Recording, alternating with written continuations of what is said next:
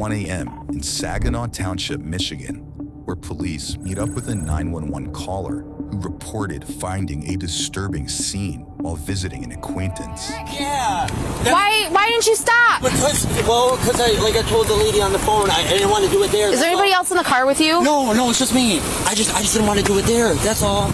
I just. Are you staying at Roadway or Apple Tree or whatever the place is called now? No. So, what's going on? There's a dead body in there. Why don't you step out of the car? According to a police report, the witness initially told dispatch he was invited into a nearby motel room hours earlier, where he discovered a man had been allegedly living with a corpse. Next, we join other officers as they check out the witness's story. Who's in the room next to you guys? His name is Country. Country. His name is Country? Huh? Okay. Did he? Is he? I don't know. Police. Saginaw Township got a call 4322 Saginaw Senior Care. Callers going to be a patient by someone outside yelling. From there at 125. What he did was right. So when I pulled up. Police. Can you see? It's good, bud. Country. Anybody in here? 256. Go ahead. Doors partially open. MMR said that they saw somebody poke their head out. They're not coming out. We're going to be making entry. We do have something under the bed covers. Copy. There's something under the bed covers. Police coming in. Go ahead, Pointer. Police. Yeah.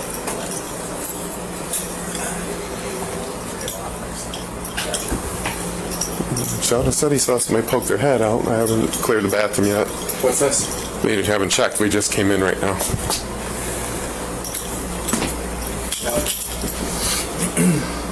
I'm not close. I got it close. Here, in my back. Oh. I got it. Bathroom's clear? Yep. Set up the next guy. There was somebody, a male walking when I... No. It wasn't him? There was a dude walking, like throwing his hands up in the air. When There was a guy. Not him? Just head out the door and then closed it right up. And I could have sworn it was this room because he pulled it out. I have blood over.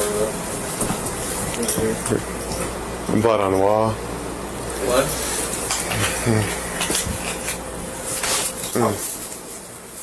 Inside, police find the remains of a woman identified as 46-year-old Teresa Johnson, who was reportedly found with horrifying injuries, including heavy bruising, a split upper lip, disfigured ears and fingers, and trauma to the face. Teresa was later described as a legally blind woman who shared the room with her on-again, off-again boyfriend. Next, officers continue assessing the scene and gathering information from witnesses. So who's in 324? This guy Country. That's all I know him by. What's going on? Was that the room you were in earlier? There's a dead body in the room. What do you mean? There's a dead body in the room. Who is it? I don't know. How do you know Country? From the motel. Okay. What are you doing at Apple Tree still? You're good. Just hanging around, but look. You'll see the thing has been dead. It's been dead. Can I have a cigarette? No, you can wait a minute. Okay. This is serious. If you're saying there's a dead body. But I was coming to you guys to do the right thing. Oh. I get that maybe it's just. I got a question for you. You've been doing anything? Did you go there for a reason? Look, we all know what goes on in this motel.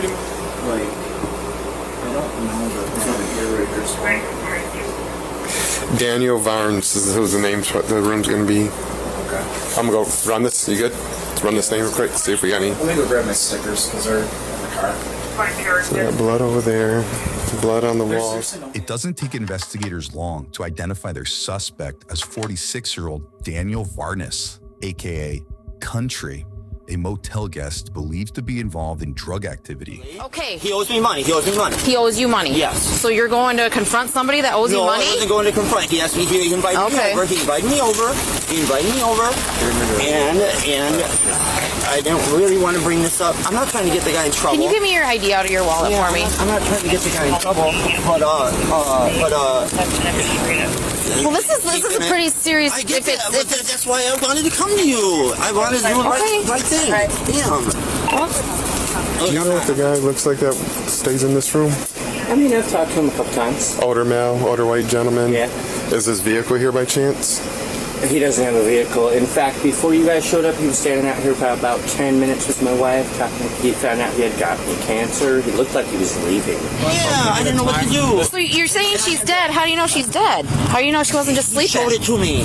She's rotting, dog. Her eyes were open. Showed it to you. You were talking to your neighbor before we got here?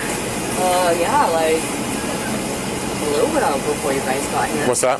A little while before you guys Okay. got here. He said he's moving to Florida because he's dying of cancer. He's moving to Florida because he's dying of cancer? Okay. And he's been staying here for a while, right? Yeah, he's a cool dude. He's really cool. Okay. I'll give it from the start. Okay, he ripped me off. Okay. He ripped me off. And I told him, I was like, man, out of all people, I would never expect it out of you. I thought he was a good guy, a working man, you know. He's owed me. Let's skip to where you get there. Okay. So, I told him you're on some fiend stuff. He's like, man, I'll explain later. I said, no bullshit, you're on some fiend stuff. He calls me. He says, I want to talk to you. I'm going to prove to you that I'm not on some fiend stuff. Whatever that means. Invites me over. I'm in the room. I see this Hold on. What time you get to the room? Like I said, 10:20 this evening. Okay. Right, okay. I see this figure on the bed. Immediately, I'm like, that's weird. You know, it looks like a body. It's under a blanket. It's under a blue blanket. Okay. He says that this evening someone was there with a gun demanding that, you know, country pay him. So country, in the heat of the moment or under pressure, had to find someone to rip off, basically. So he apologized for that. And he tells me that, you know, he's been dealing with some stuff, blah, blah, blah, blah, blah. He says, do you see that? He's like, don't look under it. Don't look under the blanket. And I was like, you know, what the fuck? And, okay, in conversation, eventually he goes to lift the blanket. I only seen it for a split second, but it was her face, and that was rotten. So what did the room smell like? It didn't smell bad. That's what's weird. And I've spoken to people about that, and that's what's weird. Court records show the 911 caller ultimately admitted to attempting to sell drugs to Daniel when he said the suspect took off without paying, before later inviting him over to reconcile and allegedly reveal the dead body to him. And when he showed me all this, I was like, man, I don't even care about the money. Keep it. I was like, man, you got a whole lot of shit going on. Are you 100% sure? Is there any part of you that thinks he might have done it? No. So at first, I kind of thought I was going to let all this go because I did completely believe her. I completely believed them 100%. And then I told someone, and they were the one. Now I'm a very gullible person. I'm really not street smart at all. It's really bad. People tell me all the time. But anyway, they are the ones that pointed out that, you know, that could be all bullshit. And I was like, damn. And it was like my head exploded. I was like, that country story could be bullshit. Well, you know, I guess it could be. Moments later, the suspect himself shockingly dials 911 and admits to fleeing the scene, prompting officers to begin looking for him in a nearby wooded area. So he's by a 2-track. So he probably didn't. We're trying to talk him into walking out to you guys. So there's a trail here. We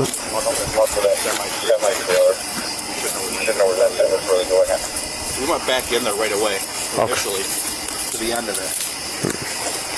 What's that? I almost wonder if it took off this way.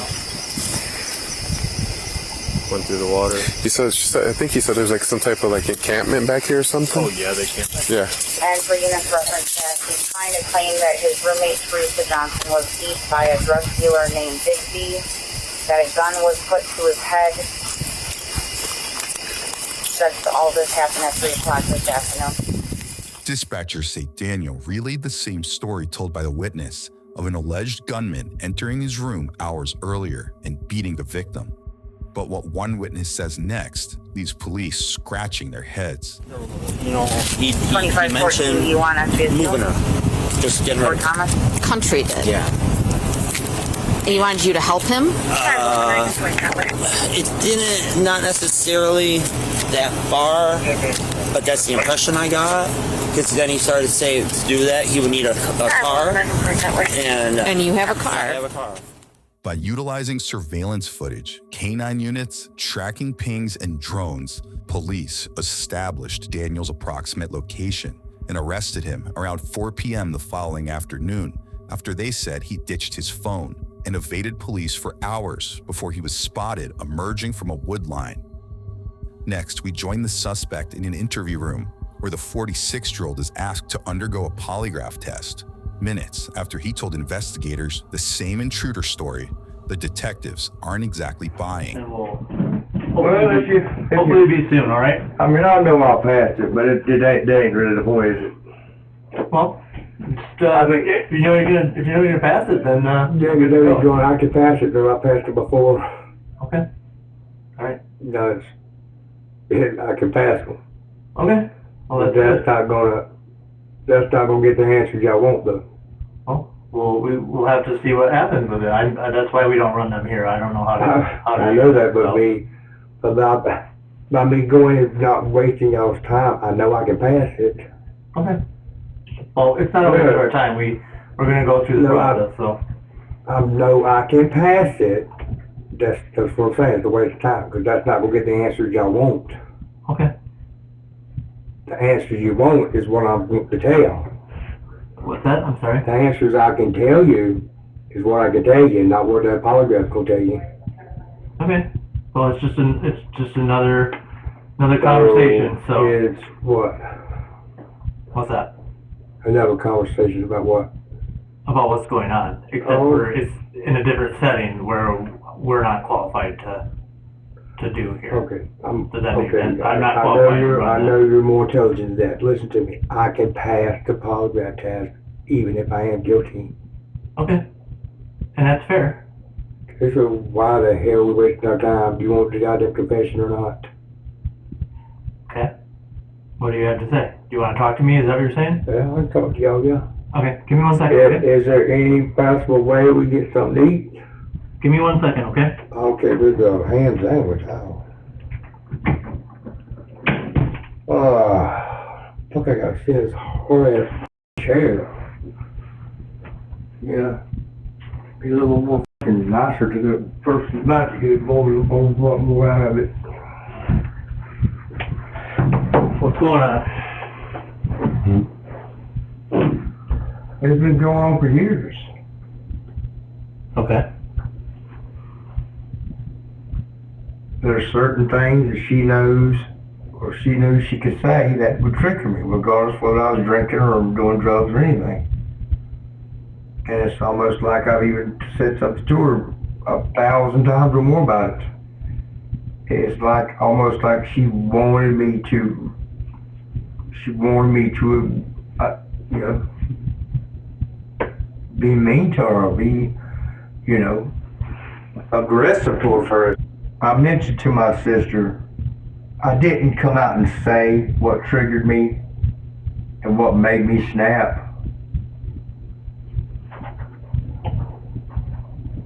But I did tell my sister exactly what Freda told me.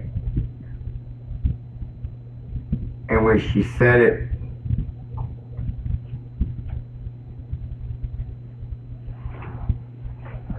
I just went ballistic. Okay. Yeah, I used the channel out, the needle nose, and I used the 3/4 inch ratchet. The ones in the toolbox. Daniel tells the detective that Teresa allegedly made inappropriate comments about his family members that he says caused him to snap and use various tools to torture and mutilate the victim in the days leading up to her death. Next, the 46-year-old gets a chance to detail his side of the story. Yes, nope, I didn't clean none of it up. Ain't nobody fingerprints could be on but mine. Okay. Do you want to start over and tell me what transpired that day? What led to that? I didn't grab her, but and I pulled her to my face and I said, you might not about to see me, but I'm going to let you know. Don't say nothing else about my niece or my sister. Ever out your mouth. Not in that derogatory way.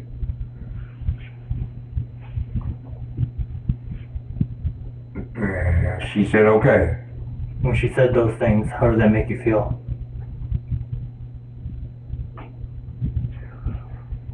Made me say that. Cause I didn't want her dead. I might have wanted her dead, but I didn't really want her dead. I didn't want.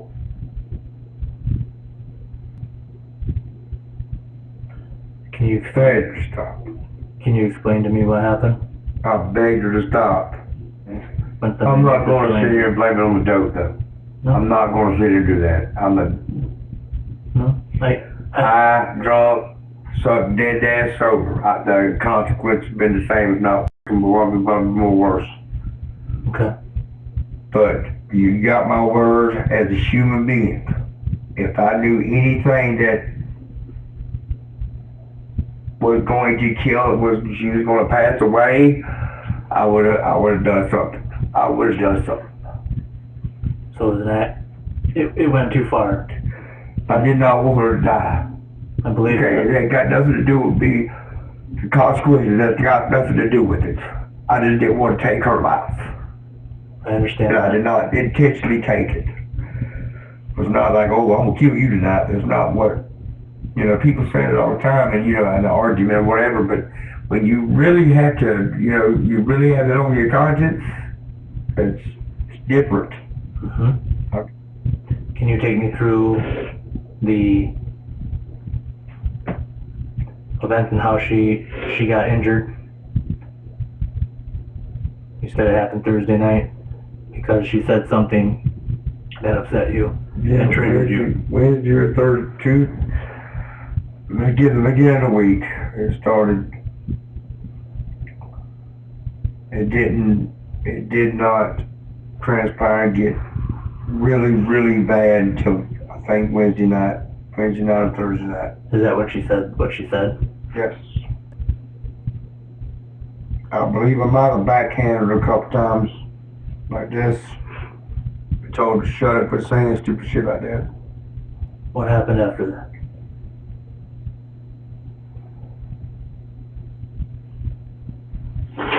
I tried to shut her lips with her goddamn vice grips for channel locks. Not channel locks, the vice grips. No, the needle nose. Okay. Then what happened? It just escalated, man. I think I might have used the handle of the ratchet like on top of her head. Then what happened? I got up and thought I had to go to the bathroom to calm the fuck down before I really hurt her. Okay. Had you hit her with your boot yet at that point? No. What happened when you went to the bathroom? It hit me up. It hit me some dope and came back in. I told her I was gonna lay down and she needed just to roll over, shut up and leave me alone. And don't say nothing else to me. Was she still conscious at this point? Yeah, she never lost consciousness or nothing. Okay. Trust me, she never lost consciousness. And then what happened? She just, before I got to the bed, she said something, and my boots was right there by where the TV stand is. Right there in the corner, and I almost shoe had her hit her in the face with it. Daniel says he repeatedly struck the victim with his fists and various objects while refusing to seek medical attention due to fear of law enforcement involvement.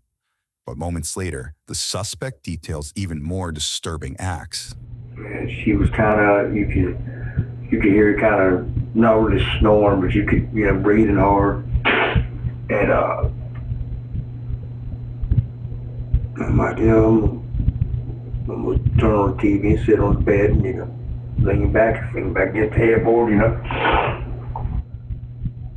So I was hitting the pipe. It was a metal pipe. I lost it somewhere about a off ramp up on the hill.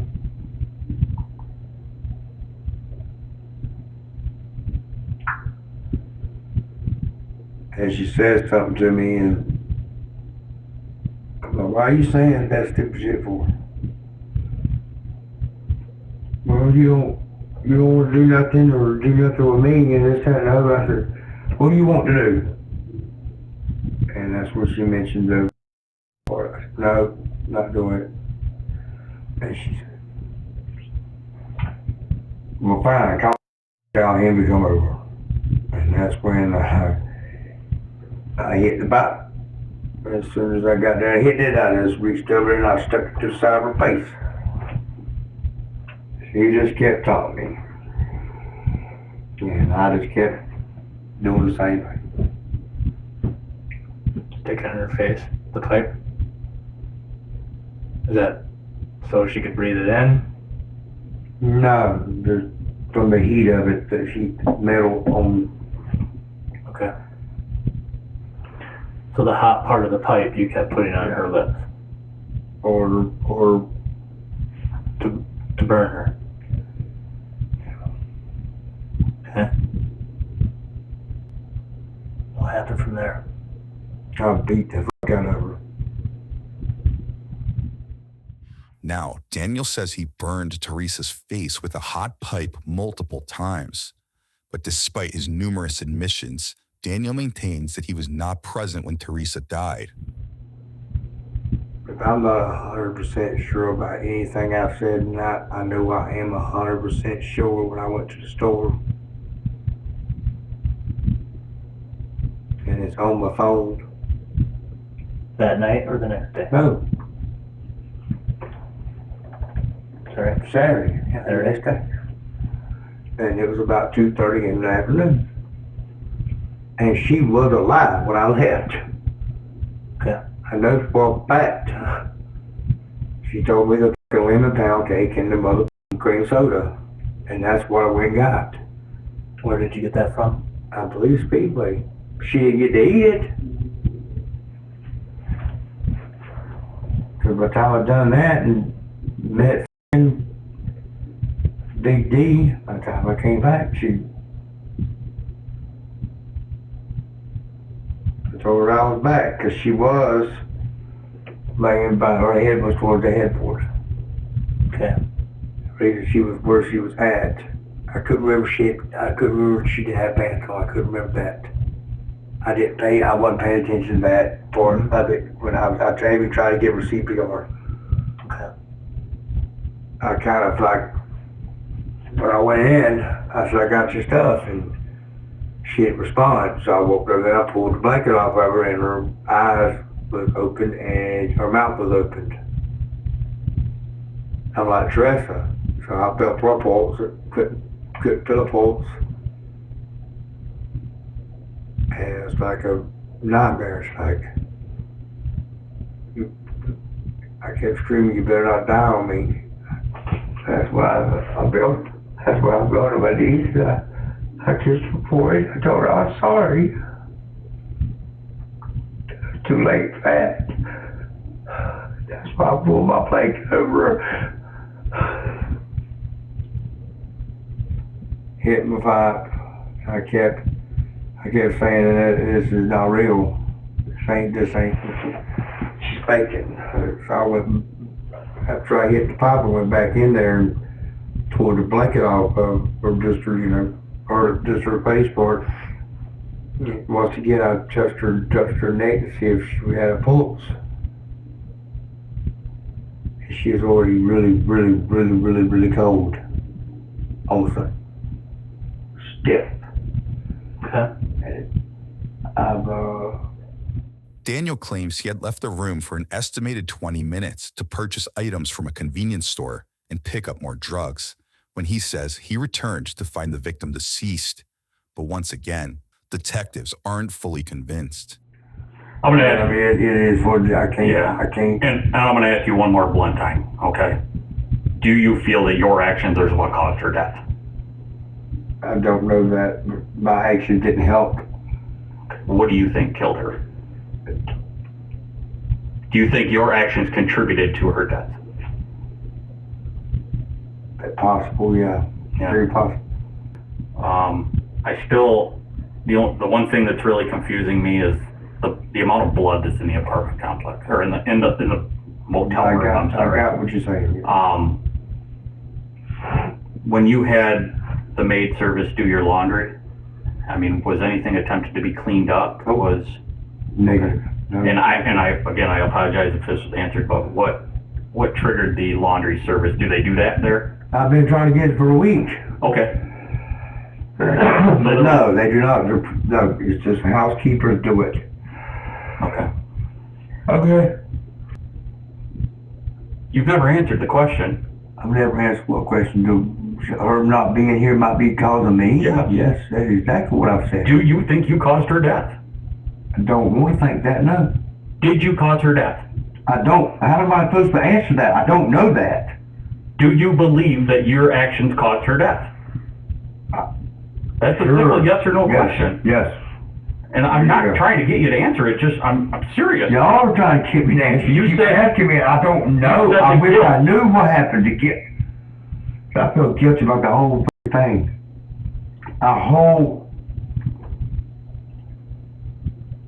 Okay, trying to get answers. I mean, I know you already said that our You want me to pay for that recorder right there that my cause of her fucking death is my fault and my fault only. What That's recorder? what you want me to sit here and say to you, and I can't sit here and say that. The stuff that happened to me or done is wrong as fuck is, and I wish the fuck it never happened. But I don't know why she died. Okay? I didn't help the situation, no. You're right, I didn't. But I did not deliberately and motherfucking bluntly goddamn kill the girl. I did not, no. I'm not going to answer that, no. Cause of her death, yes, might have been my fault, 100%, yes, but I don't.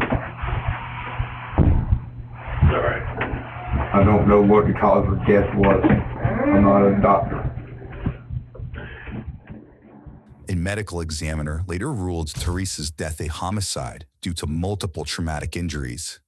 Daniel was charged with second-degree murder, torture, and concealing the death of an individual. Court records show he pleaded no contest to the charges and was sentenced to 32 years behind bars. Subscribe now for easier access to the latest from Law&Crime BodyCam.